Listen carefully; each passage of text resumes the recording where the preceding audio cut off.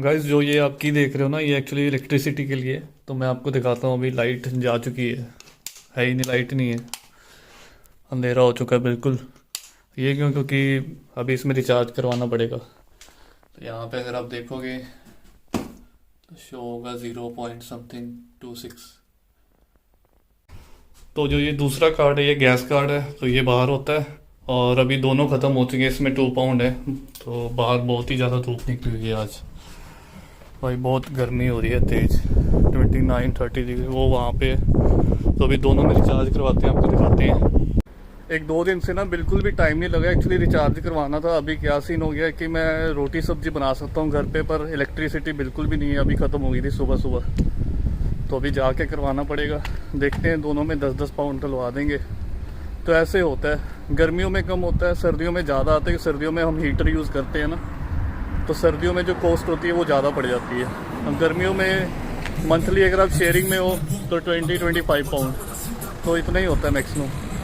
तो यहाँ पे हमने 20 पाउंड डलवा दिए।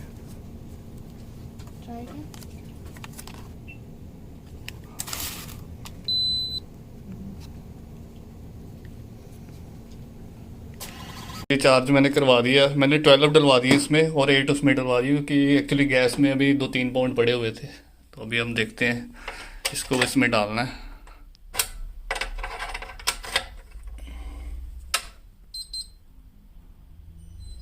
देखो भाई लाइट जग गई एकदम से। तो अभी ये गैस कार्ड को भी इसमें डालना होता है, मैं आपको दिखाता हूँ। पहले प्रेस करेंगे, तो अभी इसको इसमें डाल दिया। मोस्टली यहाँ पे ऐसे ही होता है, जितनी अकोमोडेशन होती है ना प्राइवेट। अगर स्टूडेंट अकोमोडेशन है तो वो इंक्लूडेड ही होता है, उसमें कोई दिक्कत नहीं होती। पर अगर आप प्राइवेट अकोमोडेशन में रहते हो तो खुद ही करना पड़ता है शेयरिंग में ना। जैसे 10 दिन के लिए मैंने डलवा दिया, 10 दिन के लिए किसी और ने डलवा दिया। प्रेस बटन है 8 फॉर गैस। तो अभी बस जस्ट रिचार्ज हो जाएगा। आज यार सच में यहाँ पे ना बहुत ज़्यादा गर्मी है। आप यहाँ पे सोचोगे कि 29-30 डिग्री कुछ नहीं है, इंडिया में 45 हो रहा है। बट जब आप आओगे तब आपको फील होगा कि यहाँ का जो 30 डिग्री है ना, +40 से ऊपर जा फील होता है। तो जो हीट है बहुत तेज़ है। बाकी यार जो आज की वीडियो है ना यार, बहुत ज़्यादा इम्पॉर्टेंट है, क्योंकि यहाँ से अभी स्टूडेंट ना रिसेंटली मूव होने स्टार्ट हो चुके हैं। क्योंकि मैंने आपको पीछे भी बताया था कि कोई भी यहाँ पे स्टूडेंट आता है ना, हर एक का अपना ड्रीम होता है। किसी की ड्रीम कंट्री ऑस्ट्रेलिया है, किसी की कनाडा है, किसी की जर्मनी है। तो अभी पिछले कुछ 2-3 महीनों में मैंने देखा यहाँ से काफ़ी सारे स्टूडेंट मेरे नोन में, मेरे फ्रेंड्स भी हैं, वो अलग अलग कंट्रीज़ में मूव हुए हैं। तो आज उसके बारे में आपके साथ मैंने बात करनी है। और रही बात, अभी आप कैश लेटर का मेरे को पूछ रहे हो, तो अभी कैश लेटर भी इशू होने स्टार्ट हो चुके हैं।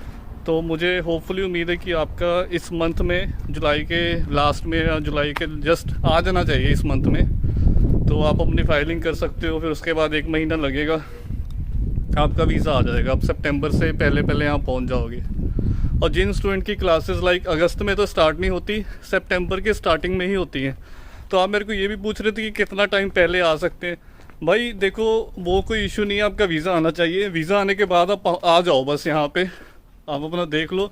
अगर आपकी क्लासेस 10 दिन बाद स्टार्ट है, 15 दिन बाद, कोई इशू नहीं है। आप 10-15 दिन पहले भी आ सकते हो। तो बाकी आके अपनी फॉर्मेलिटीज़ जो यहाँ पे करनी है वो आपको पता ही है क्या क्या करना है। तो वो भी मैं एक वीडियो बना दूँगा कि जो नया नया स्टूडेंट आता है उसने पहली सब चीज़ें जो मेनली आपने यहाँ पे आके क्या क्या करना है, BRP, bank account, NIN number, ये सब चीज़ें है ना। तो वो मैंने काफ़ी पुरानी वीडियोस डाली हुई हैं, बट मैं फिर भी डाल दूँ क्योंकि अभी सितंबर में बहुत सारे स्टूडेंट्स आने वाले हैं। बाकी अब कैश लेटर की टेंशन मत लो, आ जाएगा, उसका कोई इशू नहीं। और वो आ गया तो आप मान लेना कि आपका वीज़ा भी आ जाएगा। ये मैं आपको लिख के दे सकता हूँ। मैं आपको क्यों बोलता हूँ कि अगर आप कनाडा का नहीं हो पाता तो आप कोशिश करा करो कि आप इंडिया से बाहर निकलो। क्योंकि एक बार आप इंडिया से बाहर निकलोगे ना, यूरोप कंट्री चले जाओ, चाहे UK आ जाओ, तो आपके रास्ते खुल जाते हैं। यहाँ से भाई वीज़ा इतना ईजी लगता है ना, मैं आपको क्या बताऊँ। वो आप जब आओगे तो आपको पता लगेगा। इंडिया से वीज़ा लगना बहुत मुश्किल होता है। अभी मेरे कुछ फ्रेंड यूरोप ट्रिप मार कर आए हैं, अनफॉर्चुनेटली मैं नहीं जा पाया, ठीक है। तो मेरा भी प्लान है फ्यूचर में यूरोप जाने का। मेरा तो फेवरेट ही, मेरे को यूरोप बहुत अच्छा लगता है। तो अभी पहले ब्रेग्जिट के पहले तो यहाँ से सीधा जा सकते थे ना, अब जब से ब्रेग्ज़िट हुआ है तो अब तो शेंगन वीज़ा चाहिए, तो ये सब चीज़ें हो गई हैं। बाकी अभी कुछ स्टूडेंट रिसेंटली पीछे कनाडा मूव हुए हैं, अब बताता हूँ मैं कैसे मूव हुए हैं। तो LMI सबने सुनी होगी, है ना। तो यहाँ पे जो स्टूडेंट आ गया LMI लग जाती है भाई। अगर आपको जॉब कोई ऑफ़र कर रहा है ना कनाडा में, पैसे ज़रूर लगते हैं, हर एक ने अपना अपना रेट डाला हुआ है। तो एक रीज़न ये है कि LMI पे जब आप चले जाते हो, LMI है ना, आप चेक कर लेना, आपको पता ही होगा, आपने सुनी होगी ये टर्म, तो बहुत कॉमन टर्म है और बहुत ही इजी वे है सेटल होने का कनाडा में। अगर आप कनाडा में जा रहे हो, अगर आप UK से जा रहे हो, ठीक है, तो कैसे है कि अगर आप यहाँ पे आगे स्टडी करने, ठीक है, आपने स्टडी अपनी कंप्लीट की भाई, यहाँ पे PR का ना देखो सीन, मैं ऐसा नहीं कहता यहाँ पे PR नहीं होती, कुछ फैमिलीज़ यहाँ पे भी आई हैं और यहाँ पे भी सेटल हो रही हैं। यहाँ पे बहुत लंबा सीन है, 5 साल लगेंगे आपको PR में। अगर आप जैसे सपोज़ करो आपने जॉब, आपने स्पॉन्सरशिप वाली जॉब आपको मिल गई यहाँ पे ना भाई, उस टाइम से लेकर ना 5 साल आपके काउंट होंगे। ना तो आपका भाई स्टडी का टाइम काउंट होगा, ठीक है, ना ही आपका PSW का टाइम काउंट होगा। अब जिन्होंने मैंने देखा है कि यहाँ पे अपने वीज़े चेंज करवाएं, आके केयर होम में चले गए, स्पॉन्सरशिप ले लिए, हाँ मैं मानता हूँ 5 साल उनको काम करना पड़ेगा, 5 साल के बाद वो PR है, फिर उसके बाद 2 साल और लगेगा, फिर पासपोर्ट भी आ जाएगा, सिटीजनशिप। तो आप लगाओ कि 5 से 7 साल आपके निकल जाएंगे आराम से। अगर मैं बात करूं कनाडा की, तो कनाडा में अभी क्या सीन चल रहा है कि अगर आप यहाँ से LMI करते हो, अभी मैंने देखा है इंडिया से भी कुछ लोग LMI पे चले जाते हैं, लग जाता है जो जिनको स्पॉन्सरशिप मिल जाती है। कि स्पॉन्सरशिप का सीन भाई सब जगह है, बिना स्पॉन्सरशिप के तो बात नहीं बनेगी। तो चाहे आप UK में हो, चाहे आपने कनाडा, यहाँ पे भी ऐसा सीन चल रहा है कि आपको पता है, मैंने पीछे भी आपको बताया था कि जो एजेंट है वो क्या 15-15 हज़ार पाउंड लेते हैं, 15 लाख लेते हैं। तो वही है ना, 15 लाख में आपको 5 साल का वर्क परमिट मिल जाता है। तो यही एक कारण है कि जितने भी इंडिया से भाई कपल आते हैं, चाहे कोई वर्क परमिट पे आ रहा है, अब वो ये सोचने लगे हैं कि हम स्टडी पे क्यों जाएं। ये भी ठीक है, वो सही सोच रहे हैं कि हम स्टडी पे इतने पैसे ना, स्टडी पे ही इतने पैसे लगेंगे, उसकी जगह सीधा हम वर्क परमिट पे जा सकते हैं। तो भाई यही एक रीज़न है कि अभी जो इंडिया से भी मैंने देखा है, काफ़ी सारी फैमिलीज़ है, कपल हैं, स्टूडेंट नहीं आ रहे, अब सीधा वर्क परमिट पे भी आ रहे हैं। तो वो ऐसे एजेंट को यहाँ पे पैसे देते हैं और केयर होम में जॉब करते हैं। तो ये चीज़ यहाँ पे चल रही है। और वही चीज़ कनाडा की बात करूँ तो कनाडा में भी यही सीन चल रहा है। कनाडा में भी अगर आप जाना चाहते हो तो LMI हो जाती है, सिर्फ आपको जॉब चाहिए। उन्होंने पहले 3 महीने वहाँ पे शो करना है कि हमें कोई वर्कर मिल नहीं रहा, तो वो सब उनकी सेटिंग होती है, उन्होंने एम्प्लॉयर भी ढूंढे होते हैं। तो मेरे कहने का मतलब है कि वहाँ पे जैसे आपको LMI मिल जाती है, आगे का प्रोसेस बताना मैंने आपको। तो क्या आगे सीन क्या होता है कि आपने 1 ईयर, आपको 18 महीने 1.5 ईयर की आपकी होती है वो जो वर्क परमिट आपको मिलता है। जब आपकी LMI अप्रूव होके आ जाती है ना भाई, उसके बाद आप सीधी बस 2 साल में यार आप PR फाइल कर सकते हो। तो मैक्सिमम आपको 2 ईयर्स लगते हैं। तो ये मैं सच बता रहा हूँ, आप चाहे चेक करना। तो यहाँ से अभी काफ़ी सारे मैंने देखा स्टूडेंट भी मूव होने का प्लान कर रहे हैं, कुछ गए भी हैं। कुछ मेरे फ्रेंड है वो US चले गए, कहते हैं हमने US जाना, कनाडा नहीं जाना। तो मेरा एक दोस्त वर्क परमिट पे US भी गया है। मेरा दिल है, मैं यार उसके साथ मेरी बात नहीं हुई, अभी वो गया तो उसको 1-2 महीने हुए हैं, अभी ज़्यादा टाइम नहीं हुआ। तो मेरा दिल है मैं उसके साथ वीडियो करूँ, तो करूँगा उसको भी मैसेज। तो मेरे कहने का मतलब है, एक बार आप बाहर आ जाते हो ना, तो यहाँ से फर्दर आगे अपने किसी भी कंट्री में जाना है तो बहुत ही ईजी है, कोई ज़्यादा आपको दिक्कत नहीं आएगी। देखो पहला रीज़न तो मैंने आपको क्लियर कर दिया कि यहाँ पे जो PR का प्रोसेस है मिल जाती है, बट PR का प्रोसेस बहुत लंबा है, ठीक है। अगर कोई UK में रहना चाहता है तो ठीक है, बस वहाँ पे कनाडा में एक ही वेदर हार्श है, ठंड ज़्यादा होती है। पर ये वहाँ पे जो LMI पे गए हैं, वो जा रहे हैं, तो वो 2 साल में 3 साल में मैक्सिमम PR हो जाएंगे। तो वो टाइम गैप देखो कितना डिफरेंस है, डबल हो जाता है टाइम। तो वही साल के बाद आप सिटीजनशिप भी अप्लाई कर सकते हो। तो ये तो मैंने आपको पहला। अब दूसरी रीज़न की भी बात कर लेते हैं, ठीक है।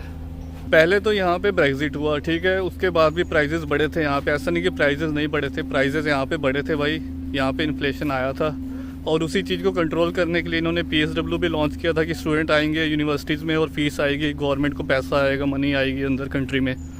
तो पाउंड का रेट उस टाइम पर नहीं गया डाउन, ठीक है। तो ये ब्रेग्जिट के बाद अभी जो रशिया की वॉर चल रही है यूक्रेन के साथ, ये सबको पता ही है ऑलमोस्ट। तो पूरे यूरोप में, यूके में जो प्राइसेस हैं ऑयल एंड गैस के, वही ये बढ़े हैं सच में। इंडिया में तो नहीं हुआ क्योंकि इंडिया का रशिया के साथ सही चल रहा है, ठीक है, वो तो आपस में उनका सही चल रहा है। पर इन्होंने क्या है कि इन्होंने सारी सप्लाई बंद कर दी है। जो रशिया से इनको पेट्रोल, जो भी ऑयल गैस सप्लाई होती है ना भाई, रशिया के पास सोर्सेज बहुत ज़्यादा हैं, वो पूरे यूरोप को ही करता है। इवन कि फिनलैंड हो गया और जर्मनी, काफ़ी सारी कंट्रीज़ हैं यूरोप में, तो उन्होंने कर दी सप्लाई बंद। इधर भी जो अभी पेट्रोल का प्राइस था यार, वो आज से 5-6 महीने पहले बहुत कम था यार, 130, 125 ऐसे चल रहा था। अभी लाइक 2 पाउंड के आसपास होने वाला है। तो बहुत ज़्यादा इन्फ्लेशन एकदम से आया है, प्राइसेस यहाँ पे बढ़ने लग गए हैं। इकॉनमी भी थोड़ी डाउन गई है पिछले कुछ महीनों में। वो आप जब डाटा चेक करोगे ना, ये सब अंदर की बात है, तो ये आपको बाद में पता लगेगा। तो इससे क्या होता है कि हर एक चीज़, जब ऑयल एंड गैस के प्राइसेस बढ़ेंगे तो क्या होगा, तो भाई हर एक चीज़ पे इफेक्ट पड़ता है। ग्रोसरी महंगी होगी, ठीक है, ग्रोसरी के प्राइसेस भी बढ़े हैं, पहले नहीं था, बहुत फ़र्क पड़ा है। जो नोटिस करते हैं ना उनको पता लग जाता है भाई यहाँ पे 20 पी करके ही बढ़ता है, ऐसे नहीं एकदम से बढ़ जाता है। खैर 1 मिनट दीजिए मुझे।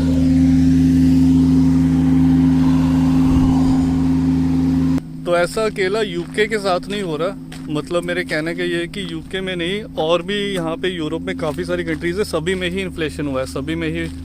तो वो हर एक कंट्री का डिपेंड करता है। तो अभी इसके अलावा जो यहाँ पे अकोमोडेशन के, जो हम जब नए नए आए थे भाई, उस टाइम पे रेंट इतना नहीं होता था। अब जो आ रहे हैं स्टूडेंट उनको पता है, वो कहते हैं भाजी 400 पाउंड रेंट यार ज़्यादा नहीं है, 40,000 मैं मानता हूँ। मुझे याद है आज भी, जब बर्मिंघम के नए बर्मिंघम की बात कर रहा हूँ, कोवेंट्री की भी कर लो भाई, 200-250 पाउंड में जब हम आए थे, 2020 की बात कर रहा हूँ भाई, सिंगल रूम मिल जाता था 200-250 पाउंड में, सिंगल रूम। आप बिलीव करोगे आज कोई बर्मिंघम में बताया कि भाई 200-250 में एक कमरा सिंगल रूम मिल रहा हो। तो इतनी जल्दी यहाँ पे लाइक इन्फ्लेशन हुआ है अकोमोडेशन के प्राइस, क्योंकि यार देखो स्टूडेंट भी बहुत आया। मैं ऐसे बोल दूँ कि स्टूडेंट नहीं आया तो ठीक है, देखो हर एक ने आना है ना, बट ये चीज़ें भी होंगी यहाँ पे, क्योंकि घर तो उतने ही है ना, घर तो एकदम से नहीं बन जाएंगे। तो स्टूडेंट भी बहुत आया है, तो उन्होंने भी अपनी मार्केट क्रिएट कर ली है। तो जो अकोमोडेशन के प्राइस है वो भी बढ़े हैं, कंपटीशन यहाँ पे हो गया जॉब मार्केट में, है ना। तो जिनको अपॉर्चुनिटी मिल रही है वो यहाँ से मूव होने का भी सोच रहे हैं, जिनकी ड्रीम कंट्री थी, जो मैंने आपको स्टार्टिंग में बताया। तो कोई बड़ी बात नहीं है, यहाँ से वीज़ा लग जाता है एक बार ही भाई, यूके की स्टैंप लग गई है ना, आप कहीं भी जाना चाहो यहाँ से, चाहे यूएस जाओ, चाहे आप कनाडा जाओ, चाहे आप ऑस्ट्रेलिया जाओ, आपका वीज़ा लग जाएगा। आपने जॉब फाइंड करनी है, आपको कोई स्पॉन्सर करे, है ना, जॉब आपको मिल जाती है भाई, सारा काम उन्होंने करना है आगे। तो ठीक है, मैं तो ये बोलता हूँ कि आप लोगों को एजेंट भी डालने की ज़रूरत नहीं है बीच में, आप खुद एफर्ट करो तो कर सकते हो। बाकी मेरे काफ़ी सारे फ्रेंड्स भी हैं वहाँ पे। अगर आपका किसी कंट्री में नहीं हो रहा ना, तो आप यूके का ट्राई करो, क्योंकि यहाँ पे आपको पता है विदाउट आइलेट्स हो जाता है। तो आपको जस्ट अगर आप पंजाब बोर्ड से नहीं हो और हरियाणा बोर्ड से नहीं हो, तो बात कर रहा हूँ, अगर आपके इंग्लिश में मार्क्स अच्छे हैं तो आपका विदाउट आइलेट्स हो जाता है, इसीलिए यूके में आते हैं, और यहाँ पे गैप भी चल जाता है। तो ये 2-3 चीज़ें हैं। बाकी होपफुली मुझे उम्मीद है आपको समझ आ गया होगा जो मैं आपको बताना चाहता था। इवन कि आप यहाँ से भाई यूरोप में भी इजीली मूव हो सकते हो, वर्क परमिट के बात कर रहा हूँ। टूरिस्ट में तो आप घूमने जाओगे ही जाओगे, ठीक है, जब यहाँ पे आ गए, और ज़्यादा खर्चा भी नहीं है। तो वर्क परमिट पे कैसे, जर्मनी, नेदरलैंड, बेल्जियम, स्विट्ज़रलैंड, ये सब कंट्रीज़ है, फ्रांस, ये सब बहुत अच्छी कंट्रीज़ हैं। IT हब है जर्मनी, तो आपको पता ही है ना। तो यहाँ पे आप बोलोगे लैंग्वेज चाहिए होगी मूव होने के लिए, भाई IT कंपनीज़ है, ये सब जो मैं आपको बता रहा हूँ, इंजीनियरिंग फील्ड में लैंग्वेज नहीं चाहिए होती, हो जाता है। तो आपको जो जर्मन नहीं भी आती तो भी आप यहाँ से, अगर आपको जॉब मिलती है, कोई एम्प्लॉयर आपको भाई जॉब इशू कर देना, तो आप यहाँ से ईज़िली जा सकते हो। और मैं आपको, देखो आप अब यूके को नेगेटिव में मत ले जाना, मेरे कुछ नोन में फ्रेंड्स हैं, देखो यूट्यूब के थ्रू मेरे को काफ़ी कंट्रीज़ में लिंक बनते हैं। तो मेरे को ऐसा नहीं है कि अभी इंडिया से ही देख रहे हैं, तो यूरोप में भी कुछ स्टूडेंट हैं ऑलरेडी जो मेरे को यूरोप से भी देखते हैं, कनाडा से भी देख लेते हैं। तो यार वो अपने अपने एक्सपीरियंस शेयर करते हैं। तो एक स्टूडेंट तो मेरे को ऐसा मिला कि वो जर्मनी से यहाँ आया, ठीक है, अपना प्रदीप भी जर्मनी रहकर आया हुआ है, तो जिन्होंने मेरी पुरानी वीडियोस में देखा होगा, तो वो कहते हैं कि जर्मनी बहुत बेटर है, उनको जर्मनी का सिस्टम अच्छा लगा। और कुछ जो घूम कर आए हैं टूरिस्ट वीज़े पे, वो भी प्रेज़ करते हैं कि भाई जर्मनी अच्छा है, यूके से भी अच्छा है। तो भाई ये काफ़ी सोचने वाली बात है, मैं कभी गया नहीं हूँ। तो मेरे कहने का मतलब ये कि आप ऐसा मत समझना कि यूके ही इस धरती पे एक ऐसी कंट्री है और भी यहाँ पे बहुत सारी अच्छी अच्छी कंट्रीज़ हैं। नीदरलैंड बहुत अच्छा है। तो ऐसा नहीं कि आपने यूके में ही सेटल होना है। अगर आप यहाँ से स्टडी करते हो, जॉब उधर भी अप्लाई करो। अभी नीदरलैंड ने भी वर्क परमिट ओपन किए हैं, आप चेक करो, वर्क वीज़े ओपन हुए नीदरलैंड के। आप इंडिया से भी सीधा वर्क परमिट पे जा सकते हो और नीदरलैंड में भी वेजेस अच्छी हैं। तो ये सब चीज़ें आपको पता होनी चाहिए, आप थोड़ा खुद भी ऑनलाइन सर्च करा करो। तो ठीक है, फिर वीडियो को एंड कर देते हैं। उम्मीद है आपको ये वीडियो अच्छी लगी होगी। जस्ट मैं आपको शेयर करना चाहता था कि आप यहाँ से कहीं भी जा सकते हो जहाँ आप जाना चाहते हो। इंडिया से निकलना मुश्किल होता है, तो रीज़न भी मैंने आपको बता दिया है। बाकी आपकी मर्ज़ी है ना, आपने कहाँ पे रहना है। तो यूरोप, कनाडा, कहीं भी आप रह सकते हो। और अभी सितंबर इंटेक की थोड़ी बात कर लें तो यार अभी मैं कहूँगा कि अगर जिस स्टूडेंट ने अभी तक अप्लाई नहीं किया, प्रोसेस स्टार्ट नहीं किया, तो अभी वो जनवरी इंटेक का सोचे, क्योंकि 2 महीने में ज़्यादा रश करना मैं आपको रिकमेंड नहीं करूँगा। कि सभी जो सीट्स हैं वो फुल हो चुकी हैं ऑलमोस्ट, क्योंकि काफ़ी बच्चों ने, काफ़ी स्टूडेंट्स ने अप्लाई किया है।